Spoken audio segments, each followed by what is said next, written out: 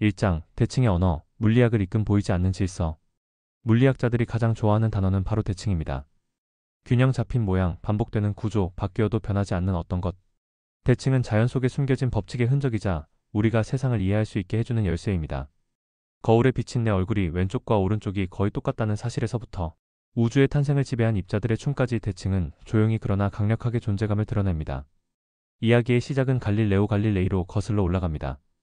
그는 실험을 통해 운동의 법칙이라는 새로운 개념을 만들어냈습니다. 물체는 외부 힘이 없으면 그 상태를 유지한다는 관찰. 이는 시간과 공간의 대칭에서 비롯된 아주 단순하지만 근본적인 진리였습니다. 이후 뉴턴이 이 생각을 이어받아 만유인력 법칙을 정리하고 우리가 아는 고전역학의 틀이 완성됩니다. 시간과 공간이 바뀌어도 물리 법칙은 변하지 않는다는 대칭, 이것이 바로 과학적 법칙의 힘이었습니다.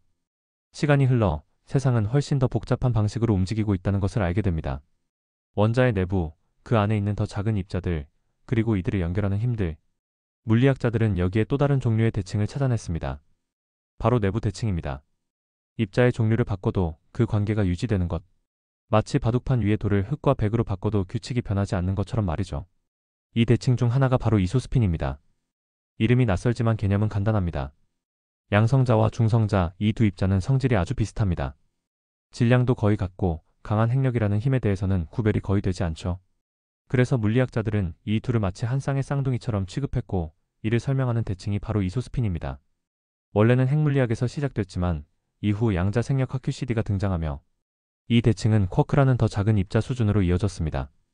업쿼크와 다운쿼크 사이의 관계를 설명하는 대칭으로 확장된 것이죠. 하지만 대칭은 늘 완벽하지 않습니다.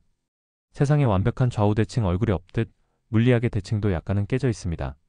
쿼크의 질량이 아주 미묘하게 다르거나 전자기 힘 같은 다른 상호작용이 끼어들어 이 균형을 살짝 흔들기도 하죠.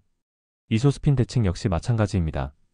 이상적인 세계에선 양성자와 중성자가 똑같은 행동을 하겠지만 현실에선 아주 약간 다른 모습을 보여줍니다. 하지만 그 차이는 워낙 미세해서 오랫동안 우리는 근사적으로는 대칭이다라고 믿어왔습니다. 그런데 최근 이 믿음에 조용하지만 깊은 균열이 생겼습니다.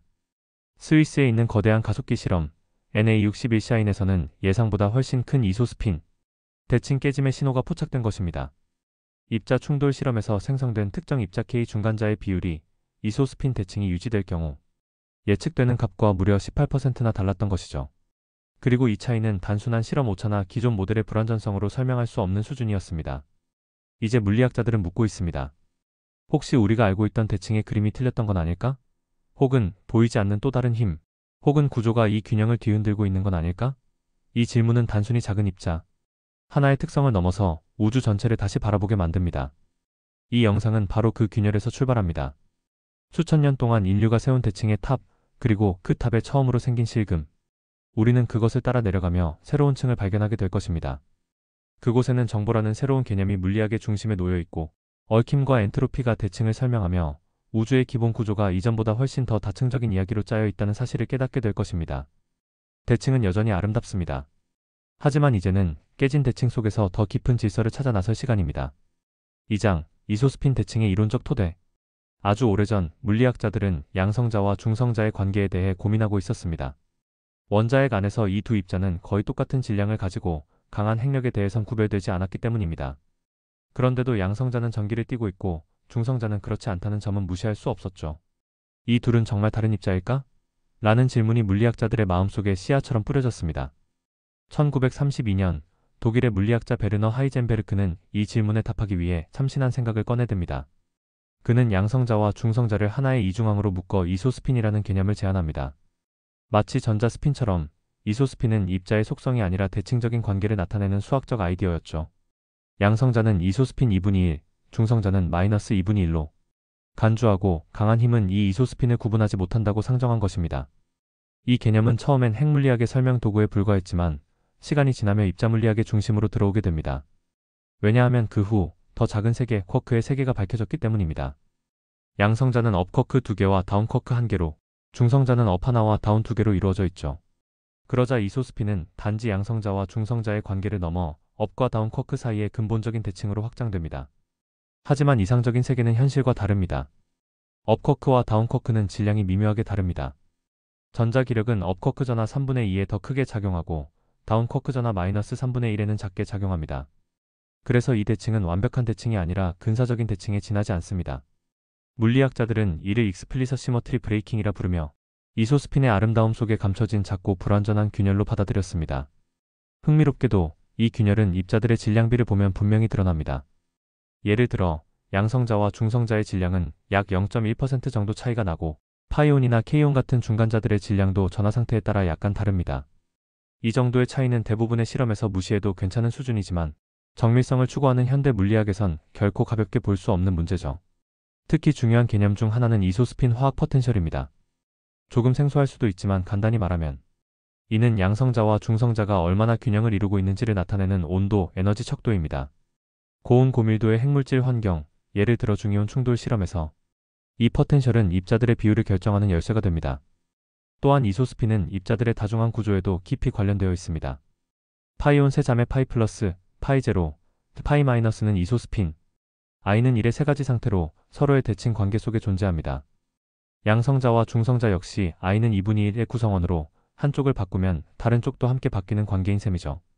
이처럼 이소스핀은 눈에 보이지 않지만 입자들 사이의 근본적인 연결고리를 설명하는 유용한 도구입니다. 놀랍게도 이 대칭은 수학적인 대칭군 SU2의 구조를 그대로 따릅니다. 이 대칭군은 회전의 대칭을 다루는 수학적인 틀인데 물리학자들은 이를 통해 이소스핀의 작용을 정량적으로 기술할 수 있었습니다. 이처럼 수학은 다시 한번 자연의 깊은 질서를 드러내는 언어가 되었습니다. 하지만 이 모든 아름다운 구조와 수학적 우아함은 하나의 가정 위에 세워져 있습니다. 바로 이소스핀 대칭이 근사적으로라도 유지된다는 것. 우리가 이 장에서 배운 것은 이소스핀이 실제로는 완전히 지켜지지 않는다는 사실입니다. 하지만 그 작은 깨짐조차도 대부분 이론적으로 설명할 수 있기에 물리학자들은 이 대칭을 견고하게 믿어왔습니다. 그러나 이제 그 믿음이 흔들리고 있습니다. 다음 장에서는 이 소중한 대칭이 실험적으로도 뚜렷하게 깨지고 있다는 증거를 살펴보게 될 것입니다. 그리고 그 깨진 틈 사이로 우리는 어쩌면 더 깊은 진실, 정보가 만드는 새로운 물리 법칙을 들여다보게 될지도 모릅니다. 3장 고전적 실험 연대기 대칭은 지켜졌다의 역사. 1970년대 어느 날 유럽의 가속기 실험실. 눈처럼 흰 실험복을 입은 물리학자들이 하나 둘씩 제어실로 모여듭니다. 전자 스크린에는 충돌 실험의 데이터를 실시간으로 출력하는 그래프들이 분주하게 움직이고 있었죠. 거대한 철제 원형 장치 안에서는 두 원자핵이 시속 수십만 킬로미터의 속도로 서로를 향해 달려가고 있었습니다. 그리고 충돌이라는 극적인 순간이 지나가고 나면 우주는 다시 한번 자신이 어떻게 작동하는지를 살짝 들여다보게 해주었습니다. 이렇게 시작된 고에너지 핵충돌 실험의 시대는 인간이 상상할 수 있는 가장 작은 세계, 가장 짧은 시간, 가장 강력한 힘의 현장을 가시화하는 과학의 전장이었습니다. 그리고 그 실험들 한가운데에는 이소스핀 대칭이라는 오래된 개념이 조용히 자리를 잡고 있었습니다. 모든 것은 이 대칭이 실제로 얼마나 잘 유지되는지를 실험으로 확인하고 혹시라도 예상치 못한 이상이 나타나는지를 찾아내는 데 집중돼 있었죠. 초기에는 미국의 AGS, Alternating Gradient Synchrotron, 러시아의 두브나, 그리고 유럽의 CERN, SPS, 슈퍼 프로톤 싱크로트론이 그 주인공이었습니다. 그들은 중이온을 충돌시키고 수천 개의 입자들이 쏟아져 나오는 복잡한 장면 속에서 파이온, K온, 프로톤 양성자, 뉴트론 중성자 등의 다양한 입자들을 식별해내기 시작했습니다. 여기서 중요한 것은 얼마나 많은 입자가 만들어졌는가 보다 그 입자들의 비율이었습니다. K+와 K0의 수가 같아야 하고 파이온 파이+와 파이-도 서로 대칭을 이뤄야 했죠. 이것이 이소스핀 대칭이 예언하는 자연의 질서였습니다. 그리고 놀랍게도 그 예언은 오랫동안 빗나가지 않았습니다. K온의 생성 비율은 약간의 오차를 제외하면 거의 이론과 일치했고 입자의 전하 상태에 따른 생산량 차이도 대부분 설명 가능한 수준이었습니다. 파이온도 마찬가지였죠. 아무리 정밀한 데이터라도 이소스핀 대칭이 근본적으로 잘 작동하고 있다는 확신을 흔들지는 못했습니다. 사실 실험 결과가 이론을 그대로 따라온다는 건 물리학자에게는 일종의 안도감을 줍니다.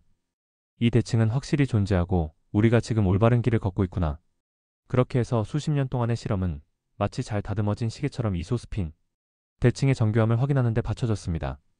일부 실험에서 이상 신호가 나오기도 했지만 대부분은 통계적 오차나 탐지기의 한계로 간주되었습니다.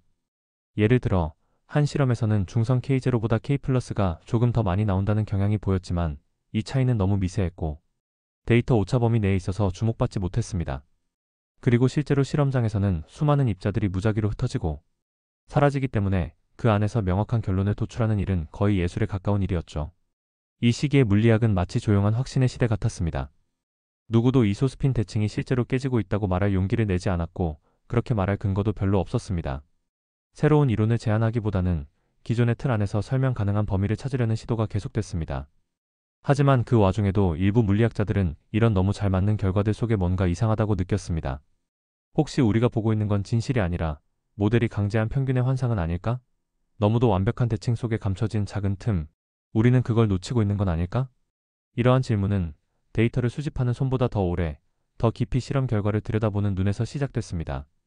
그리고 오랜 시간이 흐른 뒤 그 눈은 마침내 어떤 미세한 떨림을 발견합니다. 다음 장에서 우리는 그 떨림이 어떻게 실험실의 철제벽을 넘어 입자물리학의 근간을 흔드는 새로운 발견으로 이어졌는지를 보게 될 것입니다. 우주가 완벽하게 대칭일 것이라는 우리의 기대는 조용하고도 고요하게 부서지기 시작한 것이죠. 그리고 그 깨진 조각 속에서 우리는 이제까지 보지 못한 깊은 구조를 발견할 준비를 하고 있습니다. 4장, 균열의 발견엔 A61샤인 세계 데이터가 말한 것. 제네바 외곽, 들판에 따라 구불구불 이어진 길 끝에 자리 잡은 거대한 실험실. 그 지하에는 눈으로 볼 수 없을 만큼 거대한 링 모양의 장치가 묻혀 있습니다. 이름은 CERN, 유럽입자물리연구소. 세계 최고의 과학자들이 이곳에 모여 우주의 가장 깊은 비밀을 마주보려 합니다. 그리고 그 실험실의 한 구석, 비교적 덜 알려진 실험 장비엔 A61샤인이 그 조용한 임무를 수행하고 있었습니다. 이 장비는 무언가를 부수는 일을 합니다. 정확히 말하면 원자핵을 빛보다 빠른 속도로 달리게 하여 서로 정면 충돌시키죠. 이 충돌의 순간 수많은 입자들이 생성되고 소멸하고 다시 태어납니다. 마치 아주 짧은 시간 동안 우주 탄생의 복사본을 만들어내는 일입니다. 2025년의 어느 날, 연구진은 평소와 다름없이 실험 데이터를 분석하고 있었습니다. 하지만 그날은 조금 특별했습니다. 그날의 충돌은 스칸듐 SC와 아르고나 원자핵을 서로 부딪히게 한 아주 에너지 높은 충돌이었고 예상보다 더 많은 데이터가 쏟아졌습니다. 그런데 이상한 일이 일어났습니다. K+와 K-, 즉 전기를 띤 K-on KAON이 만들어진 비율이 중성인 K0보다 훨씬 많았던 겁니다. 이소스핀 대칭이 맞다면, 즉 우주가 U 쿼크와 D 쿼크를 거의 똑같이 대우한다면 전하를 가진 카온과 중성, 카온은 거의 같은 수로 나와야 했습니다. 그런데 이 실험에서는 무려 18.4%나 더 많은 전하 카온이 생성되었던 겁니다. 이건 단순한 실수일 수도 있었습니다. 통계적 오차, 탐지기의 민감도, 전자기 영향, 또는 기존에 알려진 파이 메존의 붕괴, 비율 차이 등으로 설명될 수도 있었죠. 실제로 그런 요인들을 고려하면 보통 3% 정도의 차이는 나올 수 있다는 것이 기존 이론의 한계였습니다. 하지만 이번에는 달랐습니다. 연구진이 모든 보정값을 적용하고 다양한 시나리오를 돌려본 결과의 차이는 어떤 기존 모델로도 설명이 되지 않았습니다. 그래서 그들은 한 걸음 더 나아갔습니다. 전 세계에서 30년 넘게 쌓여온 데이터를 모아 비교해보기로 했습니다. 미국 브루크헤이븐의 STAR, 독일의 HADS, 일본의 KEK, 그리고 LHC의 ALIC까지. 각각의 실험은 다른 조건과 다른 입자 충돌을 다뤘지만 모두 K+와 K0의 비율을 측정한 공통점이 있었습니다. 그 결과는 충격적이었습니다. 대부분의 실험에서 RK 비율이 1보다 컸던 것입니다. 즉, 이미 전 세계 곳곳에서 카온의 생성 비율에서 이소스핀 대칭이 슬쩍 깨지고 있었던 셈이죠. 단지 그것이 그동안 큰 주목을 받지 못했을 뿐입니다. 마치 수십 년간의 실험들이 조용히 하나의 이야기를 속삭이고 있었는데 이제서야 사람들이 그 이야기를 제대로 듣기 시작한 것입니다. 이 모든 데이터를 정리해보니 4.7시그마라는 통계적 유의성이 도출됩니다. 이건 무슨 뜻일까요? 간단히 말하면 우연히 이 정도 차이가 생길 확률은 100만 분의 1도 안 된다는 뜻입니다. 물리학자들의 세계에서 발견이라 불릴 만한 수준이죠. 그렇다면 이 현상은 무엇을 뜻할까요? 우주는 U와 D 쿼크를 다르게 대우하고 있는 걸까요? 아니면 우리가 지금껏 믿어온 강한 상호작용의 대칭성이 실제로는 어떤 보이지 않는 메커니즘에 의해 교란되고 있었던 걸까요? 이것은 단순히 하나의 실험 결과가 아닙니다. 수십 년 동안 굳건했던 이론의 기초가 흔들리는 소리입니다. 이소스핀은 우리가 쿼크, 중성자, 양성자, 그리고 모든 하드론의 행동을 이해하는 데 사용하는 지도 같은 존재였는데 그 지도가 어딘가 왜곡되어 있다는 신호가 발견된 것이죠. 이제 남은 질문은 명확합니다. 이 깨짐은 왜 일어난 걸까요? 그리고 그 배후에는 어떤 새로운 물리 법칙이 숨어 있는 걸까요? 기존의 이론으로는 설명할 수 없는 이 현상을 우리는 어떻게 받아들여야 할까요? 다음 영상에서는 이 질문에 대한 한 가지 놀라운 대답을 살펴보게 될 것입니다. 기존의 입자, 힘, 대칭 개념을 모두 통합하면서도 그 경계를 넘는 새로운 패러다임, 바로 정보 게이지장이 만들어내는 우주의 비대칭성, 그리고 그것이 이소스핀 깨짐과 어떻게 연결되는지를 말이죠. 세상이 조용히 흔들리고 있습니다. 그리고 그 틈에서 완전히 새로운 세계의 입구가 열리고 있습니다. 오늘 내용이 유익했다면 구독과 좋아요도 부탁드립니다. 토트샘의 사이언스 캐치로부터